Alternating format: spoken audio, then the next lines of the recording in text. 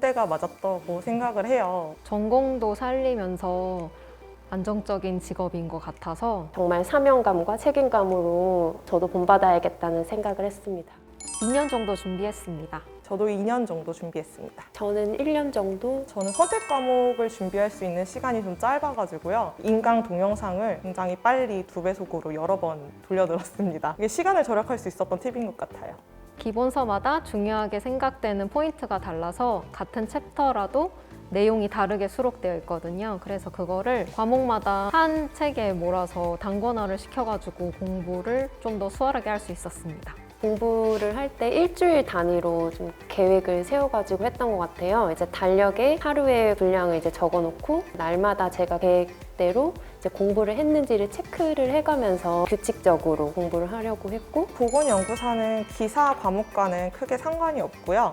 기사는 저희 가산점에 해당이 되는데 저 같은 경우는 기사는 학부 다닐 때 따놓은 상태여서 따로 공부는 하지 않았고요. 기출문제 풀이 같은 경우에는 공개인 지역이 있고 아닌 지역이 있는데 그 아닌 지역 같은 데서는 보건 문제로 해가지고 좀 강사분들이 엮어서 책으로 발행을 해주세요. 그거에 대한 도움을 많이 받았던 것 같습니다. 다음 카페에 보건연구사 카페가 있거든요. 보건연구사를 준비하시는 분들이 각 과목별로 많이 보는 책들이 거기 잘 소개되어 있어서 그걸 참고하시면 좋을 것 같습니다. 저는 공중보건학은 이제 챕터도 워낙 다양하고 범위가 너무 방대해서 어떤 부분에서 이제 문제가 출제가 될지가 예상하기가 너무 힘들더라고요. 그래서 전문 서적을 보고 거기에다가 이제 통계 자료나 아니면 법령까지 이제 찾아보면서 공부를 했었습니다. 저는 역학 과목이 제일 점수가 안 나오고 어려웠는데요. 문제가 지문이 길고 계산 문제가 많다 보니까 시간을 많이 뺏기게 돼가지고 문제를 읽고 한 번에 파악해서 계산을 빨리 할 수 있도록 문제를 많이 풀어봤던 것 같습니다.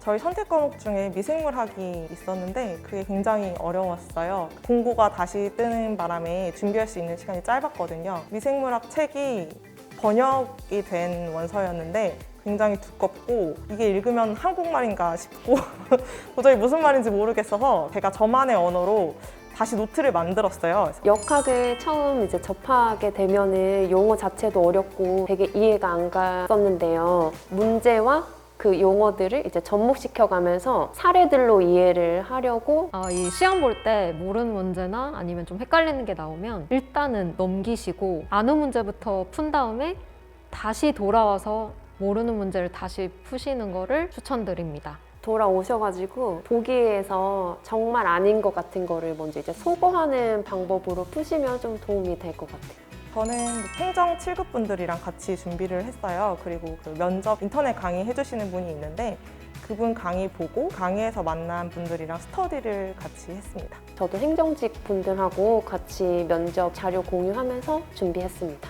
혹시 다대다인가요? 1대 다입니다. 1대 주제 발표가 있었는데 주제 발표를 20분 하고 그것을 면접관님 앞에서 5분 정도 스피치 한 다음에 그 뒤에 개별 질문을 받았습니다. 그래서 총 걸린 시간은 1시간 정도 됩니다. 인성 질문 있었고요. 그리고 공직관에 대한 질문 있었고요.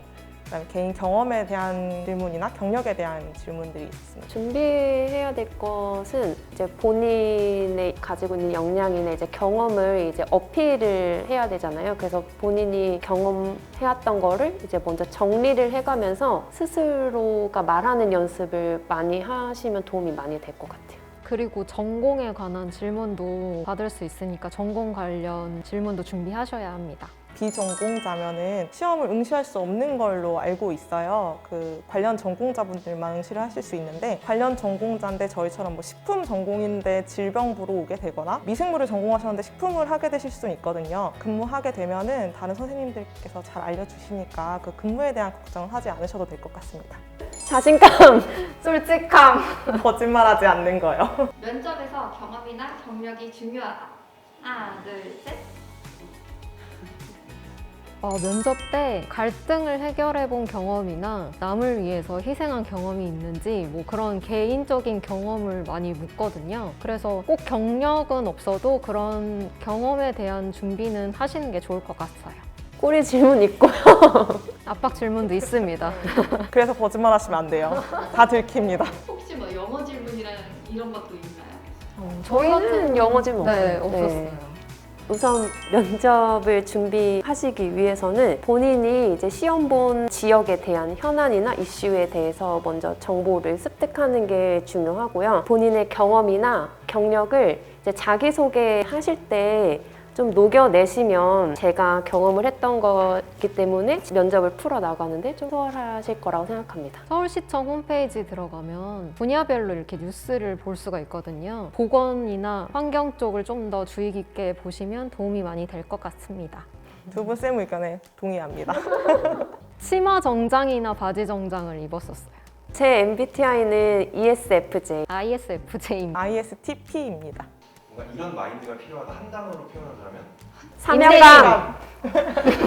저는 사명감이라고 답변을 했는데요. 보건연구사는 연구지 이제 공무원이고 서울시에 저희 1,000만 시민을 위해서 내가 업무를 멋지다. 하고 있다.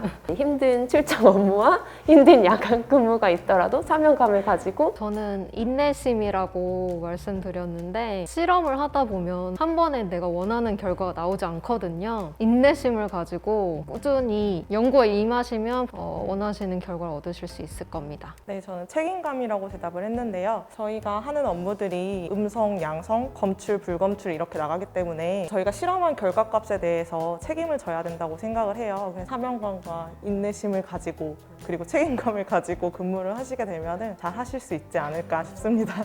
그럼 세 분만 있으면 완벽하네요. 그럼요. 네. 비록 지금은 막막하고 끝이 보이지 않는 길을 걷고 있는 것처럼 느껴지겠지만 자기 자신을 조금만 믿고 노력을 하신다면 저희와 같이 근무할 날이 곧 올 거라고 생각합니다. 파이팅! 저도 지금 얼마나 힘든 시기를 겪고 계신지 잘 느낄 수 있을 것 같은데요. 제가 경험한 바로는 노력은 배신을 하지 않는 것 같습니다. 포기하지 마시고 끝까지 열심히 공부하시면 꼭 합격하실 수 있을 것 같습니다. 응원하겠습니다. 포기하지 않고 노력하시다 보면은 본인에게 맞는 때가 올 거라고 생각을 합니다. 힘내시면 본인의 때가 분명히 올 거라고 생각을 하니까 조금만 화이팅 하세요. 화이팅! 수험생 여러분 응원합니다.